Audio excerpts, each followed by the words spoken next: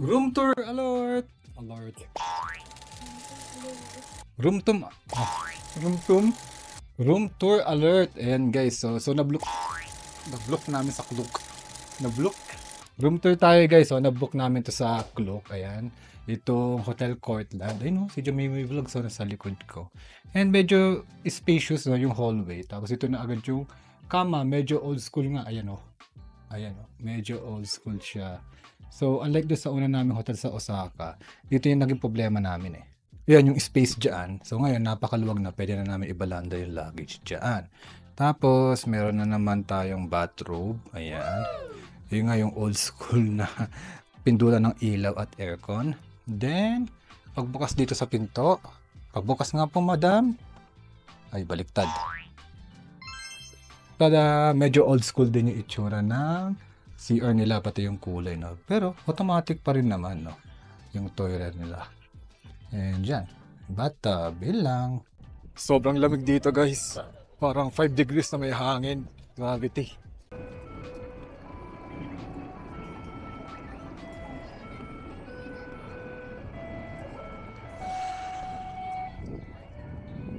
Day 5 tayo ngayon ng ating GRS at pupunta naman tayo ngayon sa Kurobe Gorge galing sa Nagano Station. Sana maganda yung weather kasi kagabi umi-snow sa aming room, gravity. Pero mga maganda naman ang weather for today. Paano pumunta sa Kurobe Gorge? Galing ka man Tokyo or Nagano, sakay ka ng Hokuriku Shinkansen at bumaba sa Kurobe Unasuki Onsen Station. Tapos, lakad lang ng kaunti papunta sa Shin-Kurobe Station. Dito, sakay kayo ng Toyama Chiho Railway at bumaba sa Unasuki Onsen Station. Mula doon, lakad lang papunta sa Unasuki Station. By the way, hanggang Nekomata Station lang muna ang train dahil nasira ang daanan mula sa nakaraang lindol na tumama sa Ishikawa Prefecture noong January. Kaya sayang, di nyo muna mapupuntahan ang Keyakidaira Station kung saan kayo pumunta last time. But still, bisitahin nyo pa din kasi kakaibang experience siya. When autumn meets winter, yan, dito tayo sa Keyakidaira Station sa may Kurobe Gorge. Yan. Ito yung red na bridge. Ganda. Yan. So baka di na kami maglakad doon. Medyo malamig eh. Mga 1 to 2 degrees yata dito.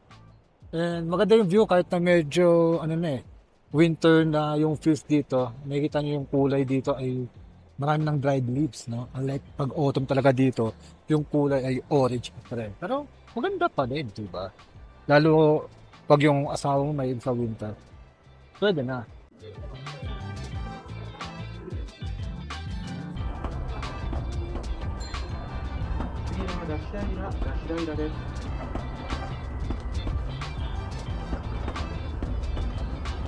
Okay, day 6 ngayon ng ating JR Pass at nandito tayo ngayon ulit sa Nagano Station. We're going to Matsumoto. Gusto mo makita yung magandang castle dun, yung itim na itim. And mukhang baliktad kami pala. So, ito kasi JR Shinano Line. Express siya. Hinahanap namin yung non-reserved seat kasi di ako nagpa-reserve. Diba? Sayang naman, dapat nagpa-reserve na ako. Anyway, ayun. So, yun ang itinerary for today. Medyo mahal ang pamasahe din kasi dito eh. Papuntang Nagoya. Express siya. Kaya susulitin talaga natin JR Pass. To go to Matsumoto Castle, sakay lang kayo ng JR Shinano Line mula Nagano Station. Tapos, bumaba sa Matsumoto Station. Less than 1 hour lang ang biyahe. Pagdating sa Matsumoto Station, pwede nyo siyang lakarin para ma-enjoy nyo yung scenery along the way. May nadaanan din kasi kaming shrine na puno ng maple trees. Or, pwede rin kayo mag-bus para di kayo masyadong pagod. Kuwento ko lang, medyo nabobo kami kanina sa bus. Kasi binayad ko sabay yung 400 yen.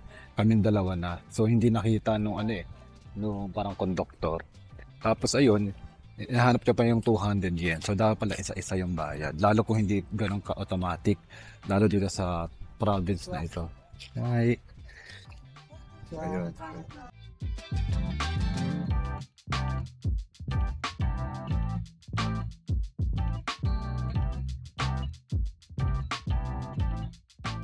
Ganda yo. Bye. Bye doggy. Kita ba? Yun. Bye doggy. Bye Matsumoto Castle. Okay, sobrang liwanag.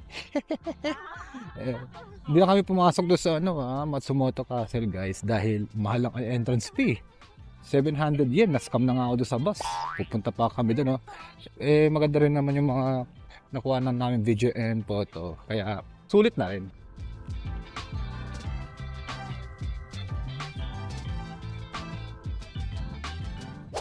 We are at Shiojiri right now. Nakalagay dito parang wine city siya.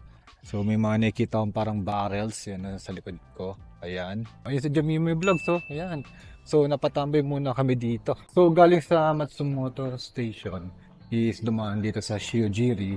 Then from here, pupunta tayo sa Narai Station kung saan pupunta tayo sa Narajuku. Okay? Ito nakita ko kasi sa internet parang ano siya, parang Kyoto, mga ganon, Edo period na may background na mountains. So sana bukas pa yung mga kainan at mga shop doon kasi maaga nagsasara yung mga shop pag nasa province eh. Ang ganda dito. Ang ganda. Grabe. Yun o. Nice. Tara, i-montage muna natin itong Narajuku, one of the best places na napuntahan namin this autumn trip.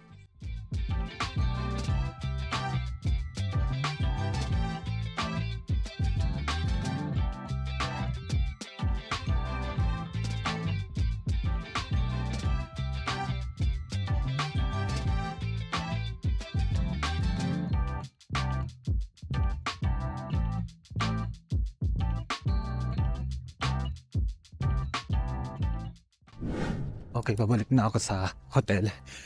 Nautosan ako ng asawa ko bumili na dinner namin, which is doon sa favorite namin dito sa Nagano. Kunti lang kasi yung kainan dito, yung iba medyo mahal na.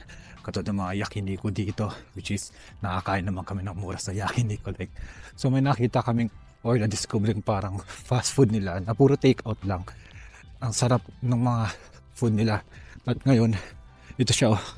Sana mabilis ako makapunta sa hotel namin kasi ang lamig. Baka magalit siya kasi malamig rin yung pagkain. Okay. So yeah, nagmamadali tayo ngayon. Papasok na tayo ng ating hotel. So lamig. Medyo old school yung hotel. Pero okay lang. Mahal kasi nung nila, dinner 1980 yan. Ito yung corridor. Katok na tayo.